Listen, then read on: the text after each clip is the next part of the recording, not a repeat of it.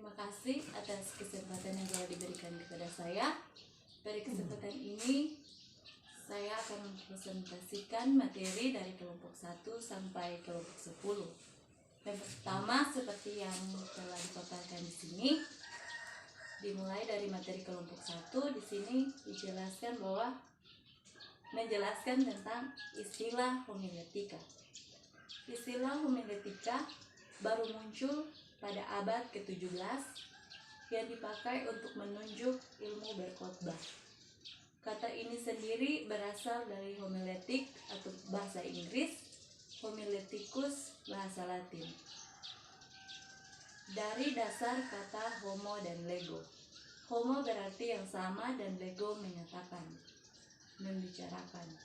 Jadi kata homiletikus berarti teknik membuat khotbah berdasarkan suatu bagian Alkitab yang mengatakan hal yang sama.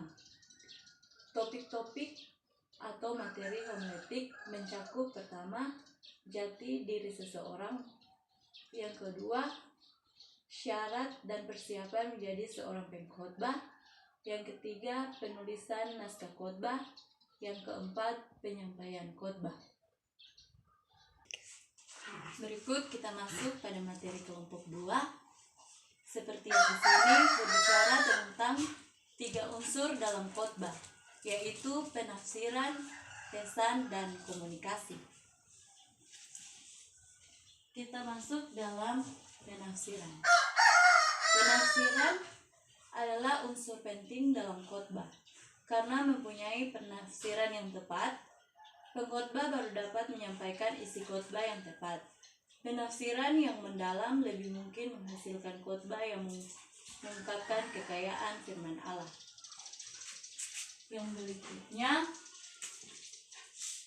beberapa hal tentang penafsiran. Proses penafsiran didukung beberapa analisis. Analisis ini paling tidak terdiri atas analisis salinan kuno, analisis introduksi, analisis sejarah dan latar belakang, analisis sastra, analisis konteks, analisis arti kata, dan analisis tata bahasa. Daftar ini belum termasuk beberapa analisis yang belakangan ini mulai diperhatikan, misalnya analisis berdasarkan ilmu sosial, termasuk dalam penjelasan mengenai pesan. Apa itu pesan? Dari mana pesan itu datang? Pesan adalah petunjuk atau prinsip yang disampaikan dalam suatu bagian Alkitab. Lalu, petunjuk atau prinsip ini dijadikan sebuah khotbah. Pesan adalah inti khotbah yang ingin disampaikan pengkhotbah kepada pendengarnya dengan tujuan mereka memahami dengan baik, memahaminya dengan senang hati, dan melakukannya dengan sungguh-sungguh. Yang berikut, pentingnya pesan. Pesan itu penting karena pesan adalah inti khotbah. Tanpa pesan sebenarnya khotbah sudah hilang maknanya. Khotbah juga harus mempunyai penjelasan yang jelas. Berikut kita masuk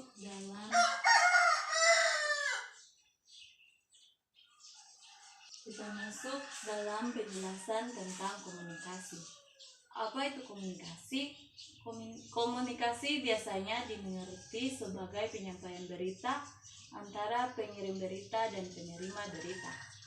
Kita masuk pada tahap-tahap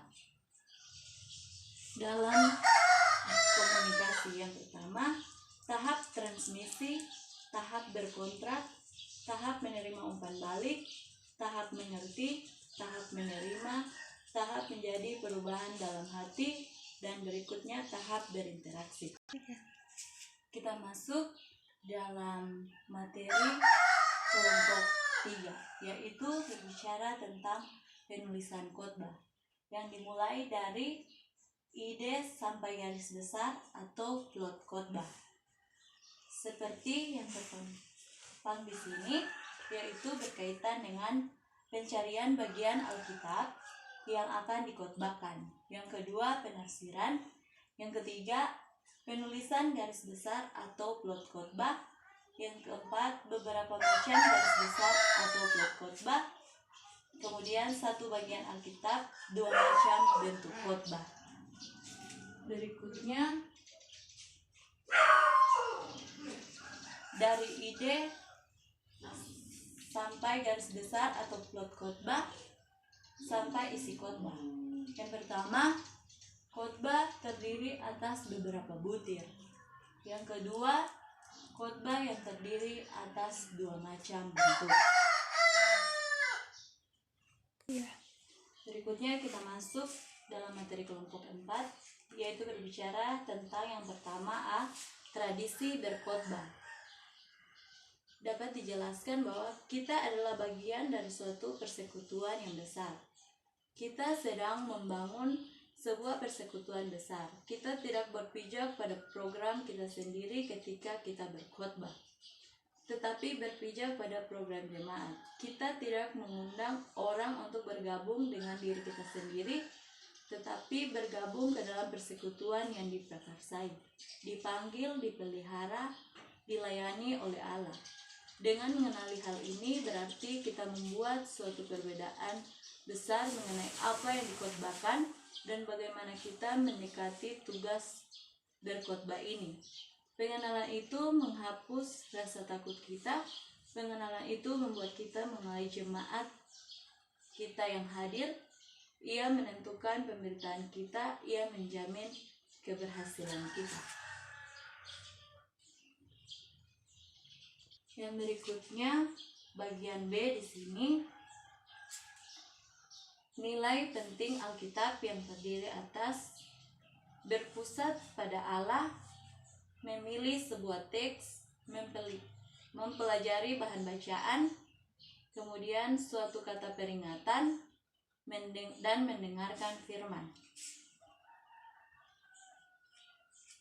Bagian C di sini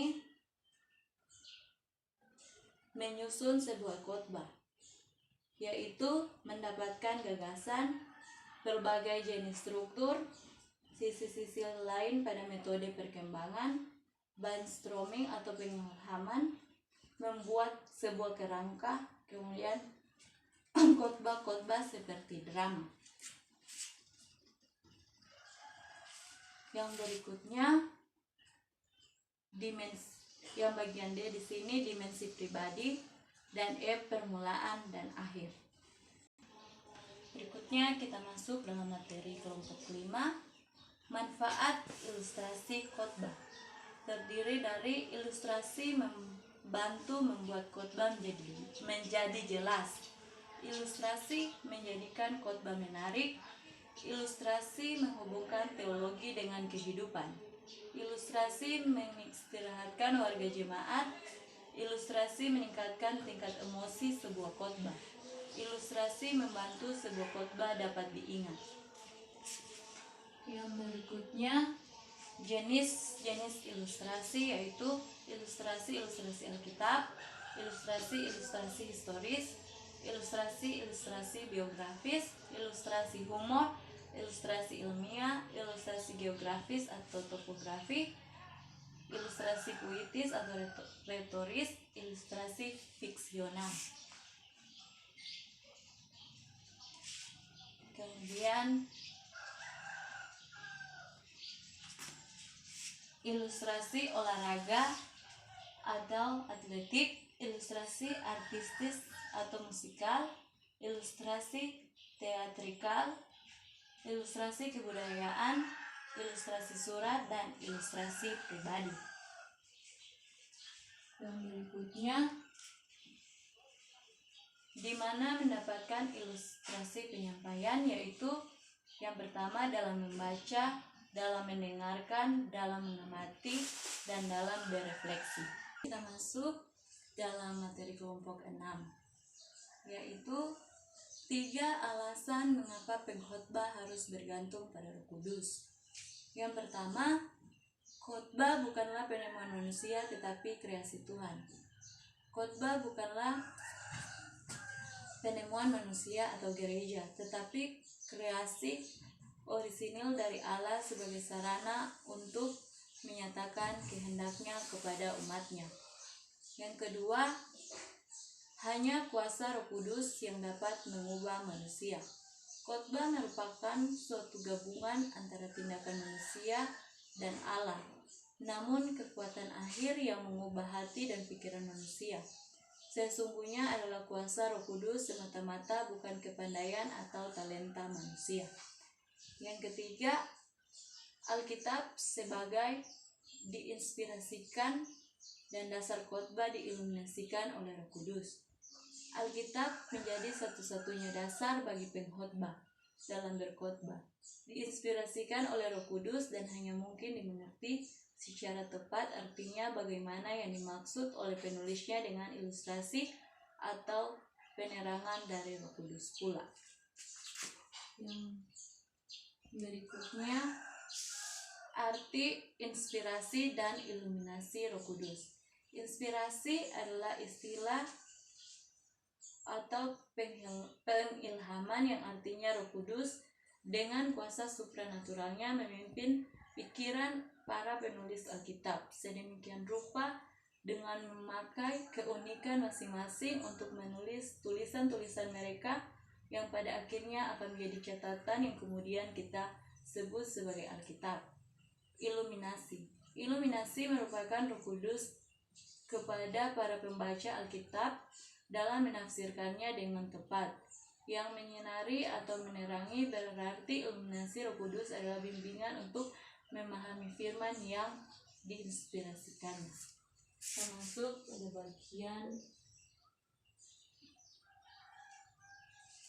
pada bagian kesimpulan. Dari pembahasan di atas, ketika kita melakukan kerja tafsir, kita harus bergantung pada Roh Kudus, meminta tuntunannya agar kita diberi hikmat dalam menyusun sebuah khotbah. Seorang pengkhotbah dalam membuat tafsiran perlu adanya memahami terlebih dahulu teks yang dipilih. Kita juga perlu bantuan, yaitu dengan membaca buku-buku tafsiran dari sarjana yang dapat dipercayai kualitasnya. Sebab membaca tafsiran itu karena sangat menolong kita mengerti suatu teks dengan baik dan memberi jawaban di saat kita mengalami kesulitan. Kita masuk dalam materi kelompok 7. Di sini menjelaskan tentang amanat khotbah. Pengertian amanat khotbah dan alasan pengubahan amanat teks menjadi amanat khotbah. Dalam bahasa Indonesia menyebutkan dengan amanat khotbah karena istilah amanat menyatakan suatu pesan yang penting dan perlu diperhatikan. Alasan pengubahan amanat teks menjadi amanat khotbah karena amanat teks syarat eksegese yang bernuansa masa lampau. Yang berikutnya menyusun struktur khotbah, kemudian mengembangkan struktur khotbah dan membuat pendahuluan dan penutup khotbah. Kita masuk dalam kelompok 8. Di sini menjelaskan tentang para nabi dalam Perjanjian Lama. Dalam Perjanjian Lama kita menemukan kata-kata yang digunakan untuk mendefinisikan makna khotbah. J.L. Packer menjabarkan 5 pemahaman mengenai khotbah. Berikutnya, seorang pengkhotbah memiliki tugas untuk berbicara sebagai saksi Tuhan. Menurut sejarah, praktik khotbah telah berlangsung sebelum hadirnya agama Kristen. Khotbah memiliki tujuan utama membuat perubahan kepada umat Allah. Yang berikutnya, apa yang disebut dengan retorika.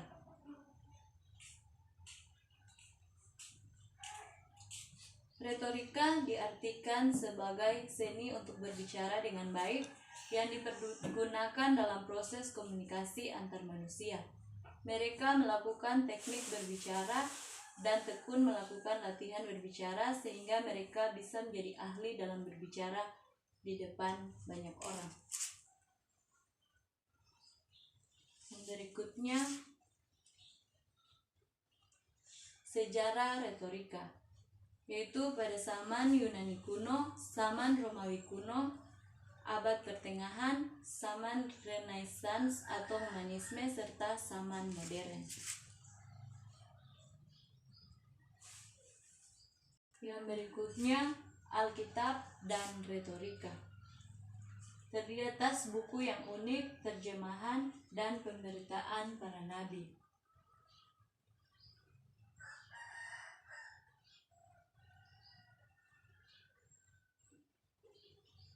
Yang keempat, harapan warga jemaat terhadap pengkhotbah dan khotbah, yaitu para pengkhotbah, dan kedua, kepribadian para pengkhotbah. Yang ketiga, harapan warga jemaat terhadap khotbah. Yang kelima, pengembangan khotbah.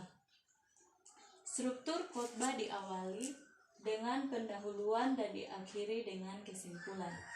Naskah khotbah berdasarkan strukturnya terdiri dari 3 macam. Yang pertama, khotbah tekstual, yaitu khotbah yang berdasarkan ayat-ayat Alkitab. Yang kedua, khotbah topikal, yaitu khotbah dengan satu topik khusus.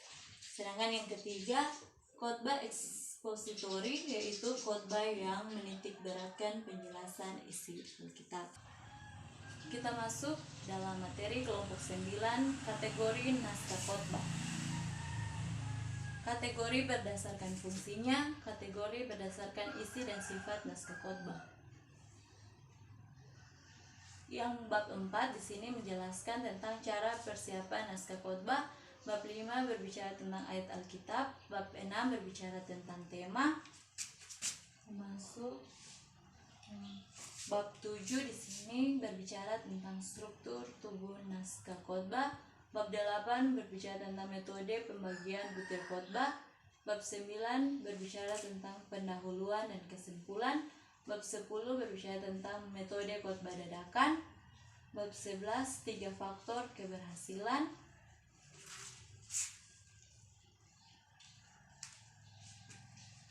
Bab 12, 4 metode berkhotbah. Bab 13, gaya dan suara.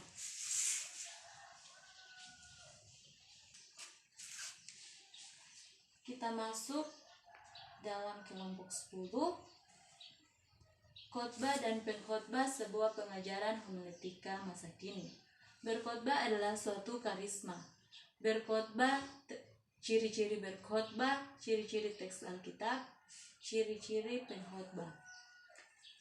Kita masuk dalam selintas sejarah khotbah, yaitu khotbah dalam Perjanjian Lama, khotbah dalam jemaat mula-mula, khotbah dalam Perjanjian Baru, khotbah menurut para bapa rasuli, khotbah dalam kelompok kebangunan rohani atau KKR, dan khotbah dalam gereja masa kini.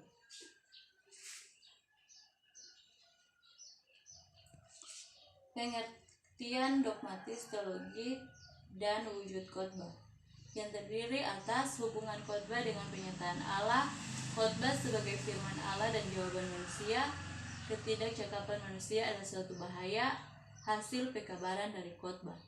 Yang keempat, homiletika praktis dari nats sampai khotbah, yang terdiri atas fungsi hermeneutik Alkitab, pendengar khotbah, bahasa khotbah, bentuk dan susunan khotbah, langkah-langkah dalam renungan, cara menyusun khotbah, dan sikap pengkhotbah.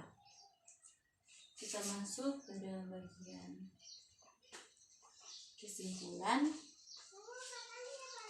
Beberapa hal tentang homiletika yang secara khusus mengenai tradisi iman dalam lintasan sejarah khotbah. Pengertian dogmatis teologi, ihwal wujud khotbah, serta homiletika praktis mulai dari nats khotbah. Berkhotbah adalah suatu karisma sebagai karisma pemberian Allah. Karena itu, visi panggilan berkhotbah harus dilakukan dengan penuh tanggung jawab, dengan terus-menerus memperlengkapi diri serta kesaksian hidup. Sekian presentasi dari saya mengenai makalah dari kelompok 1 hingga kelompok 10. Terima kasih atas kesempatannya. Tuhan Yesus memberkati.